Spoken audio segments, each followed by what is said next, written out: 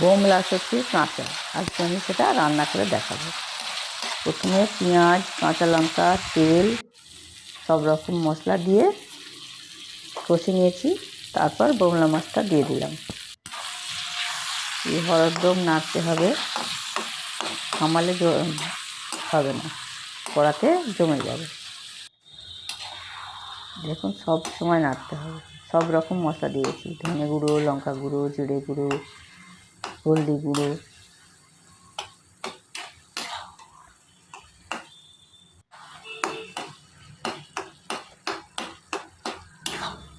নাড়তে নাড়তে আস্তে আস্তে মাছগুলো গলে যাবে। দেখুন কীভাবে গলে যাচ্ছে। সব সময় নাড়তে হবে। এবার শেষ পর্যন্ত ধনেপাতা আর কাঁচা লঙ্কা দিয়ে শেষ মুহূর্তে একটু ভালো করে মাখিয়ে নিতে হবে। শুকনো শুকনো হয়ে যাবে, তারপর একদম ভাজা ভাজা হয়ে যাবে। এটা নামিয়ে নিয়ে পরিবেশন করুন।